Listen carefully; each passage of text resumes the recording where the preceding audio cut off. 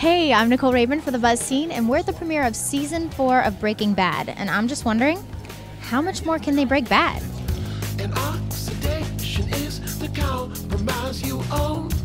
But this is beginning to feel like the dog wants a bone. Walt is too far gone down the road. There's no redemption for this man. And that was by design. This show started out saying we're going to take him from Mr. Chips to Scarface, and he's closer to Scarface than he is Mr. Chips now. When I took on this role, you might just think of a drug dealer as just like plain black and white drug dealer, probably a bad kid. But as this series has gone on, it's definitely unfolded that Jesse has such a big, honest heart, and he's a caring human being, and he has a lot of love, and he's just a messed up kind of kid, trying to get his life in order. But the thing is, he was okay until Mr. White came into his life and just turned everything upside down. I told you, I'm not using. Ever. I just want back into the business. He has to take culpability in putting himself in that position to have to kill people. And it's like a mess. This man has made some awful decisions. For a smart man, he's stupid. I've lost my family, everything that I care about.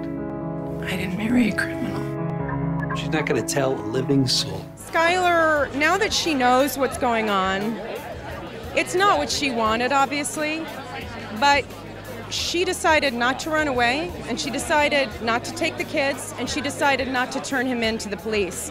When she made those decisions, basically the decision was made for herself. I'm going to stay here, I'm going to protect the family, I'm going to take care of anything I can to make sure that we don't get in trouble, that nobody goes to jail, that nobody is exposed. And that is really the primary motivating force for her. It's going to get very close to home for the whole family. It's going to be scary how close and how dangerous the drug world is. And apart from the White family, the Schrader family is going to be dealing with a lot as well. He will live for the foreseeable future, yes. Barring acts of God. It's really tough with him. It's tough to live the life that he had lived before, and now to be stuck in bad. It's rough on his marriage. I feel like we've seen a lot of love from Hank for Marie, and this season we really get to see how she loves him. Not just saying she loves him, but when you take your vows, when you get married, you say for better, for worse, good, bad, sickness, health, and they really live it, and we get to watch them do that. We had a good run, but it's over. I never saw this coming. It's surprising how bad one can break.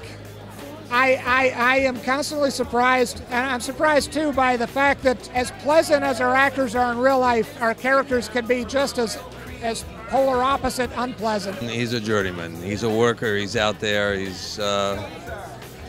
Vince and I argue whether he works by the hour or not. What I do is I try to breathe.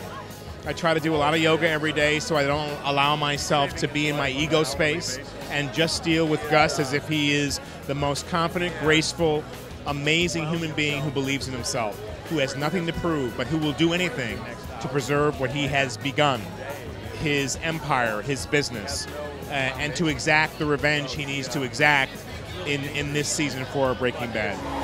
No more half measures, Walter. This is going to sound funny. We don't try to be dark, but we're doing a show about crystal meth and the world of crystal meth. And if you're going to be honest about that, you don't want to make it. You don't want to be flip about it. It gets darker and it gets bloodier.